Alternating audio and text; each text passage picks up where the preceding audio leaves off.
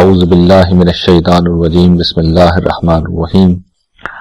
मोहतरम सामीन, नबूवत और रिसालत के दलाइल के हवाले से आज हमारा 5वां और आखिरी लेक्चर है, जिसमें हम ये बात देखेंगे कि किस तरीके से रसूलुल्लाह सल्लल्लाहु अलैहि वसल्लम की दावत हक और दावत इस्लाम इल्म और फितरत के हर मीज़ान पर पूरी उतरती है, और ये भी इसके सच्चा होने, मिन जानिब अल्लाह होने का एक बय्यन सबूत है। लेकिन इससे पहले कि मैं आज के मौजू पर गुफ्तगू करूं, मैं चाहूंगा कि इस इख्तितामी लेक्चर में मैं पिछले दलाइल का, साबका दलाइल का खुलासा आपके सामने रख दूं। पहली दलील कुरान मजीद का वो मुआजिज़ा था जो आपके मुखातिब अहले अरब को दिया गया, मगर शेर व खिताबत के फन के बादशाह होने के बावजूद वो इस कलाम की नजीर पेश करने से कासिर रहे। कुरान मजीद ने उन्हें लाजवाब कर दिया, उन्हें आजिज कर दिया।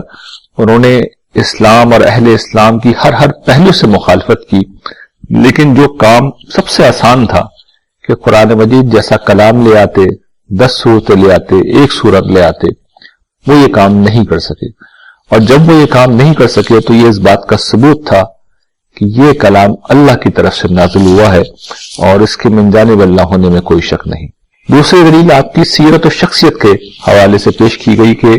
इस सीरत और किरदार का आदमी जिसे तुम खुद as-सादिक वल अमीन कहते हो, ये कैसे मुमकिन है कि ऐसी हस्ती खुदा के मामले में झूठ बोले। यानी जो बंदों के मामले में झूठ नहीं बोलता, वो खुदा के मामले में झूठ कैसे बोल सकता है। फिर आपकी शख्सियत का ये पहलू कि आप पेशे के एतबार से एक ताजिर थे और एक आला इंसान थे, लेकिन शेर व खिताबत का आपको कोई ज़ौक नहीं था।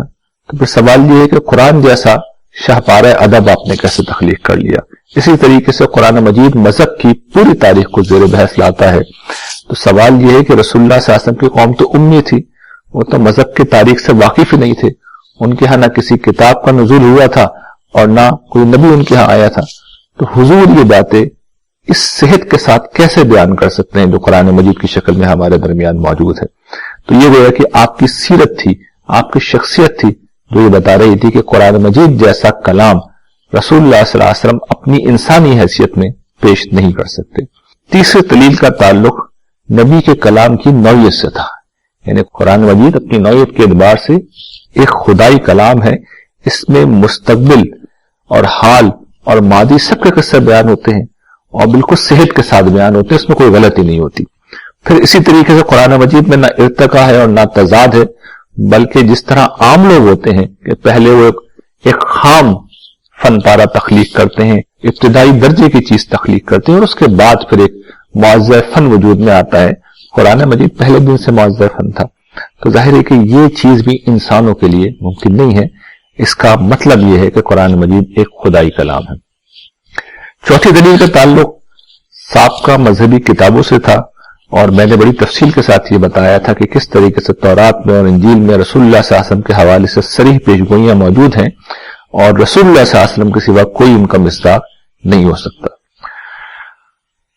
अब इसके बाद इंशाअल्लाह अज़ीज हम बाकी वक्त में ये देखेंगे कि रसूलुल्लाह सल्लल्लाहु अलैहि वसल्लम की दावत किस तरह अक्ल व फितरत के तमाम मेयारात के मुताबिक है, और ये इस बात का बय्यन सबूत है कि आपका कलाम, आपकी तालीमात, आपकी दावत आपकी नहीं है, बल्कि अल्लाह ताला जिस तरह हर दौर में नबियों को भेजते रहे, इसी तरीके से आपने आखिर जमाने में रसूलुल्लाह सल्लल्लाहु अलैहि वसल्लम को एक बहैसियत एक नबी के दुनिया की तरफ भेजा। देखिए, इस बात को बयान करने का एक तरीका तो यह है कि मैं इस्लाम की तालीमात का एक मुकम्मल तारुफ आपके सामने रखूं, लेकिन जाहिर है कि इसका ना वक्त है और ना मौका है। और वैसे भी इनमें से बेशतर चीजें वो हैं जिनको मैं अखलाकियात के कोर्स में बयान कर चुका हूं, तौहीद के कोर्स में बयान कर चुका हूं, आखिरत के कोर्स में बयान कर चुका हूं। चुनांचे मैं इसकी तफसील बयान नहीं करूंगा, बल्कि बहुत इख्तिसार के साथ इस तालीम का खुलासा आपके सामने रखूंगा और फिर मैं तकाबुल करके बताऊंगा कि किस तरीके से जो दीगर मज़ाहिब ये नुक्ता नजर पाए जाते हैं, इस्लाम की तालीमात किस एतबार से उनसे बढ़ता है और किस एतबार से ये ऐन फितरत है। देखिए, हम ये जानते हैं कि कुरान मजीद जो मंसूबा इलाही हमारे सामने रखता है, जो दावत हक हमारे सामने रखता है, बहुत सादा है। और वो इस हकीकत का बयान है कि इंसान इस दुनिया में इम्तिहान के लिए भेजे गए हैं, थोड़ी मुद्दत के लिए भेजे गए हैं, और फिर इस मुद्दत को यहां पर उन्हें गुजार कर अपनी अबदी जिंदगी के लिए अल्लाह के हुजूर पेश होना है, ایک نئی دنیا قائم ہوگی اور اس نئی دنیا میں انسان ہمیشہ رہیں گے. وہاں یا تو جنت کی ابدی بادشاہی ہوگی یا جہنم کا ختم نہ ہونے والا عذاب ہوگا. اس بادشاہی میں جانے کا یا اس عذاب میں جانے کا فیصلہ انسان کے موجودہ دنیا میں اس کے رویے پر، اس کی روش پر اور اس کی اخلاقی اپروچ کے اوپر ہے. اگر اس کا رویہ خدا کی بندگی کا ہے، خدا کی عبادت کا ہے جو اس نے سب کچھ انسان کو دے رکھا ہے، اور دوسرے انسانوں کے ساتھ اخلاقی تقاضے نبھانے کا ہے، تو پھر جنت الفردوس میں وہ خدا کی رحمت کا حقدار ہوگا. اور اس کا رویہ اس کے برعکس رہا ہے، ظلم پر مبنی رہا ہے، حق تلفی پر مبنی رہا ہے، تو وہ خدا کے غضب کا شکار ہوگا. یہ جو تعلیمات ہیں ان کی اساسات قرآن مجید نے اس طرح بیان کی ہیں کہ ان اللہ یامر بالعدل والاحسان وایتاء ذی القربى وینہی عن الفحشاء والمنکر والبغی، کہ اللہ تعالیٰ عدل کا حکم دیتے ہیں، احسان کا حکم دیتے ہیں، اپنے رشتہ داروں پر لوگ مال خرچ کریں اس چیز کا حکم دیتے ہیں، اور وہ بدکاری سے روکتے ہیں، وہ حق تلفی اور منکرات سے روکتے ہیں، اور وہ ظلم و زیادتی سے روکتے ہیں. تو یہ کتنی فطری اور نیچرل تعلیمات ہیں، دل کو چھو لینے والی تعلیمات. ظاہر اس کی تفصیل کا موقع نہیں ہے، میں عرض کر چکا ہوں کہ ان چیزوں کی تفصیل میں دیگر کورسز میں کر چکا ہوں، اس لیے بہت اختصار سے میں نے اسلامی تعلیم کا خلاصہ آپ کے سامنے کر دیا ہے. لیکن میں یہ ضرور چاہوں گا کہ کچھ تفصیل کے ساتھ اس تعلیم کا تقابل میں دیگر مذاہب کی تعلیمات سے کروں، اور یہ بتاؤں کہ دیگر مذاہب کی تعلیمات میں کیا مسائل ہیں اور اسلام کی تعلیمات ان مسائل سے کس طرح خالی ہے. دیکھیے، سب سے پہلے تو ہم جو اس دور میں الحاد پھیلا ہوا ہے اس کو لیتے ہیں کہ دیکھیے ملحدین یہ نقطہ نظر رکھتے ہیں اور وہ یہ بتاتے ہیں کہ اس کائنات کا کوئی خدا نہیں ہے، یہ دنیا جو ہے یعنی یہ جو ہماری زمین ہے ایک اتفاق کے نتیجے میں اس طرح وجود میں آ گئی ہے، اور بہت سارے اتفاقات کے نتیجے میں یہاں پر زندگی وجود میں آ گئی ہے. چیزیں جس طرح ہیں یہ سب اتفاق در اتفاق در اتفاق کی ایک کہانی ہے. ظاہر ہے کہ جس وقت ہم اس کائنات پر نظر ڈالتے ہیں، اس نظام کو دیکھتے ہیں، یہاں پر زندگی کے لیے جو اہتمام کیا گیا ہے، یہاں پر جو نظم ہے، توافق ہے، یہاں ربوبیت کا، یہاں پر ہماری پرورش کا جو انتظام ہے، یہاں پر جو غیر معمولی حکمت ہمیں نظر آتی ہے، وہ کوئی ایسی نہیں ہے کہ اس کے بارے میں آپ یہ کہہ کے آگے بڑھ جائیں کہ سب اتفاق کا نتیجہ ہے، یہ اربوں سال کے اندر خود بخود ہو گیا ہوگا. یہ ہو ہی نہیں سکتا، یعنی یہ ممکن نہیں ہے، انسانی عقل اس کو تسلیم نہیں کرتی. ہاں یہ کہ جب وہ فیصلہ کر لے کہ نہیں ماننا، تو ظاہر ہے کہ پھر انسان کا معاملہ یہ ہے کہ جو نعمت بھی اسے دے دی جائے، جو انگریزی محاورہ ہے کہ to take something for granted, تو انسان یہ کرتا ہے کہ چیزوں کو لائٹلی لے لیتا ہے، بس ہے تو ہے چیزیں، لیکن یہ کیسے ہیں اس بارے میں ظاہر ہے کہ انسان سوائے اس کے کچھ نہیں کہہ سکتا کہ یہ بخت و اتفاق کا نتیجہ ہے، اور عقل انسانی اس بات کو قبول نہیں کرتی. اس کے بعد دنیا کا جو سب سے بڑا مذہب ہے مسیحی مذہب کو لے لیجیے، آپ دیکھیے کہ وہاں پر خدا کو مانا گیا ہے، لیکن خدا کا ایک بیٹا بھی مان لیا گیا ہے، اس کی بیوی بھی مان لی گئی ہے. اب سوال یہ ہے کہ وہ جو خدا ہے اور وہ ایک لافانی اور غیر مادی اور غیر محدود ہستی ہے، اس کا ایک انسانی بیٹا کیسے ہو سکتا ہے؟ اس کو کسی بیوی کی کیا ضرورت ہے؟ جو کھاتے بھی ہوں، جو پیتے بھی ہوں، یہ ظاہر ہے کہ بالکل غیر عقلی بات ہے. اور پھر یہ کہ وہ اس بیٹے کو زمین پر بھیجے، وہ بیٹا اپنی جان قربان کرے، انسانیت کے ان گناہوں کا کفارہ بن جائے جو انسانیت نے کبھی کیے ہی نہیں، یہ ساری چیزیں غیر عقلی ہیں. یہودیت کو لے لیجیے، بڑا اہم مذہب ہے اور توحید خالص بھی موجود ہے، تعلیمات میں بھی بڑی حد تک وہ چیزیں ہیں جو ہونی چاہیے، لیکن اس نے یہودیت کو ایک خصوصی نسل بنا دیا ہے. آپ یہودی تعلیمات کا اگر مطالعہ کریں تو معلوم ہی ہوگا کہ دنیا میں یہودیت کے علاوہ کچھ ہے ہی نہیں، یعنی اللہ تعالیٰ کی دلچسپی اگر کسی میں ہے تو یہودیوں میں ہے. تو ظاہر ہے کہ جس خدا کو اگر صرف یہودیوں سے دلچسپی ہے تو کم سے کم باقی انسانیت کو تو اس خدا سے کوئی دلچسپی نہیں ہو سکتی. اخلاق اور ضمیر کے کس پیمانے پر یہ درست مانا جا سکتا ہے کہ خدا نے سارے انسانوں کو چھوڑ کر بس یہودیوں کو چنا ہے؟ ان میں ایسی کون سی خاص بات ہے؟ ہندو مت کی طرف آ جائیے، یہ بھی ایک بڑا اہم مذہب ہے جس میں بڑی تعداد میں لوگ موجود ہیں. تو آپ یہ دیکھیں گے کہ لا تعداد دیوی ہیں، دیوتا ہیں، انسانوں کے اندر انہوں نے 4 ذاتوں میں انسانوں کو تقسیم کر دیا ہے. پھر یہ کہ تناسخ کی آواگون کا ایک بڑا غیر فطری سا نظریہ ہے جس میں کسی سزا پانے والوں کو معلوم ہی نہیں ہوتا وہ کس جرم کی سزا پا رہا ہے.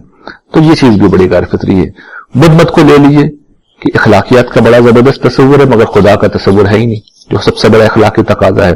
پھر یہ کہ ترک دنیا کی طرف وہ لے کے جاتے ہیں. تو ظاہر ہے کہ یہ ساری چیزیں بڑی ہی غیر فطری ہیں، اور ان کے ساتھ ایک انسان فطری زندگی نہیں گزار سکتا، ایک آئلی زندگی نہیں گزار سکتا، ایک معقول زندگی نہیں گزار سکتا، اور ایک اچھا سماج وجود میں نہیں آ سکتا۔ تو خالص عقلی بنیادوں پر، خالص علمی بنیادوں پر، خالص اخلاقی بنیادوں پر آپ جب تجزیہ کریں گے تو آپ کو معلوم ہوگا کہ اسلام کے علاوہ کسی مذہب کی تعلیم اس معیار پہ پوری اترتی ہی نہیں ہے کہ عقل انسانی اور انسانی فطرت اسے قبول کر سکے۔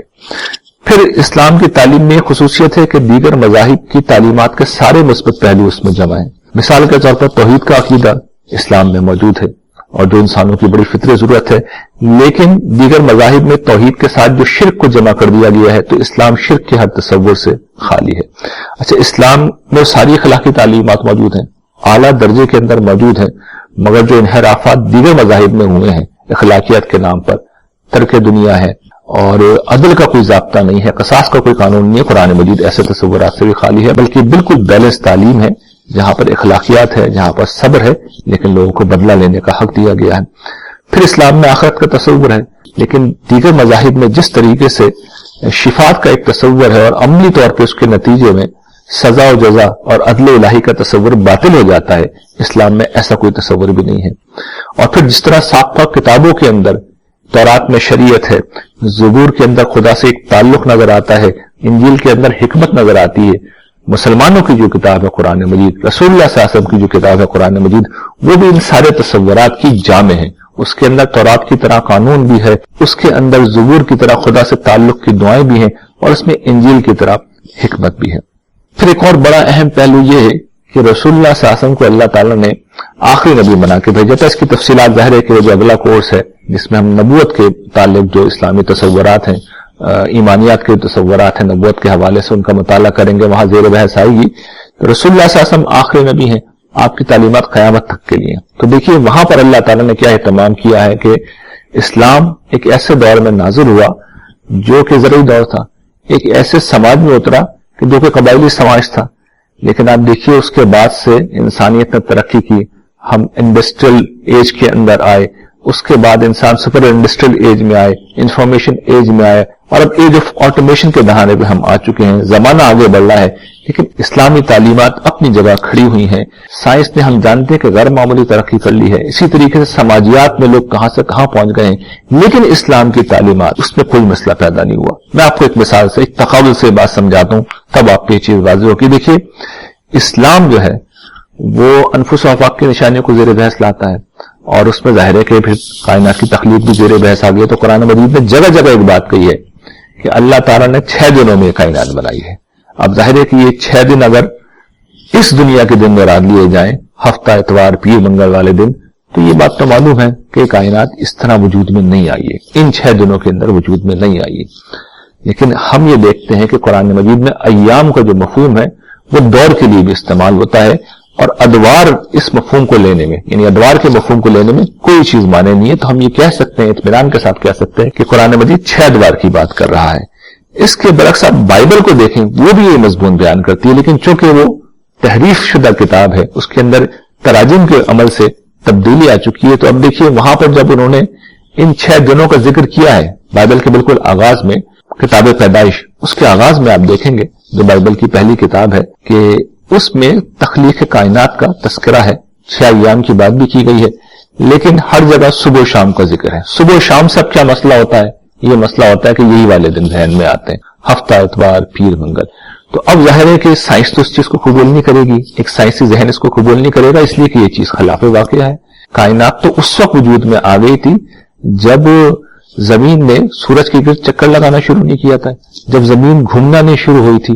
جب زمین گھومنا شروع نہیں ہوئی تھی، جب زمین سورج کے گرد چکر نہیں لگا رہی تھی تو دن موجود ہی نہیں تھے، یہ والے دن تو موجود ہی نہیں تھے۔ تو انسانی ذہن اس چیز کو قبول کبھی نہیں کرے گا، لیکن قرآن مجید کی بات کو آپ قبول کر سکتے ہیں کہ اس لیے کہ دن کا مطلب، ایام کا مطلب ادوار بھی ہوتا ہے۔ پھر ایک اور چیز بھی میں آپ کی توجہ دلاؤں گا کہ سماجی طور پہ بھی بڑی ترقیاں ہوئی ہیں، لیکن اسلام کی تعلیم جو ہے سماج کے ہر ارتقا کے بالمقابل کھڑی ہوئی ہے اور آج کے دن تک قابل عمل ہے۔ بلکہ ایک بڑا دلچسپ معاملہ جو میں آپ کے سامنے رکھنا چاہوں گا کہ مسلمانوں نے یہ کام کیا ہے کہ انہوں نے، ظاہر ہے کہ دین اسلام میں تحریف نہیں ہو سکتی، تبدیلی نہیں ہو سکتی، اس کی اصل تعلیم میں اضافہ ہو سکتا ہے۔ تو مسلمانوں نے کچھ اضافے کیے۔ کچھ قانون سازی کی اور انہوں نے اس کو رسول اللہ صلی اللہ علیہ وسلم کی طرف منسوب کر دیا، لیکن اصلاً وہ رسول اللہ صلی اللہ علیہ وسلم کی بات نہیں تھی، یعنی اس کو اسلام کے یا شریعت کے نام پہ پیش کیا جاتا تھا، لیکن وہ در حقیقت نہیں تھی۔ دور جدید میں ایسی چیزیں ناقابل قبول ہیں۔ میں آپ کو ایک مثال سے بتاتا ہوں۔ مثال کے طور پہ ہمارے جو فقہ ہے اس کے اندر ایک قانون ہے کہ حدود کے اندر عورتوں کی گواہی قبول نہیں ہوگی، یعنی اگر قتل کا کوئی واقعہ ہو، چوری کا کوئی واقعہ ہو، تو خواتین کی گواہی بالکل قبول نہیں ہوگی۔ 1 2 3 4 گواہیوں کی بات نہیں کر رہا میں کہ 2 عورتوں کی گواہی چاہیے، 4 عورتوں کی گواہی چاہیے، گواہی بالکل قبول نہیں ہوگی، مردوں کی گواہی ہونی چاہیے۔ موجودہ دور میں یہ بات ناقابل تصور بھی ہے اور ناقابل قبول بھی، لیکن جب آپ اسلام کی اصل سورس کی طرف جاتے ہیں، قرآن کی طرف جاتے ہیں، سنت کی طرف جاتے ہیں، تو آپ دیکھتے ہیں کہ وہاں پہ ایسی کوئی چیز بیانی نہیں ہوئی ہے۔ یعنی اگر کوئی الزام آ بھی رہا ہے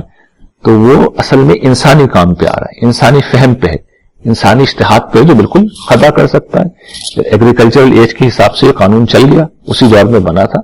لیکن ظاہر ہے کہ یہ اس انڈسٹریل ایج کے اندر انفارمیشن ایج میں تو نہیں چل سکتا، اور ہمیں معلوم یہ ہوتا ہے کہ یہ قانون اسلام کا دیا ہوا ہی نہیں تھا۔ ایک اور بڑا اہم پہلو یہ تھا کہ قرآن مجید کی تعلیمات، اس کی حفاظت کا اہتمام کیا گیا ہے۔ اللہ تعالیٰ نے صاف قرآن مجید میں کہا ہے کہ اِنَّا نَحْنُ نَزَّلْنَا الذِّكْرَ وَإِنَّا لَهُ لَحَافِظُونَ، ہم نے اس قرآن کو نازل کیا ہے اور اس کی حفاظت ہم ہی کریں گے۔ تو ہم یہ دیکھتے ہیں کہ جس وقت قرآن نازل ہو رہا تھا مکی زندگی میں، مسلمان مظلوم تھے، مسلمان تشدد کا شکار تھے، مسلمانوں کی سخت مخالفت ہو رہی تھی، مسلمانوں کے لیے جینا مشکل تھا، ان کے لیے عبادت کرنا مشکل تھا۔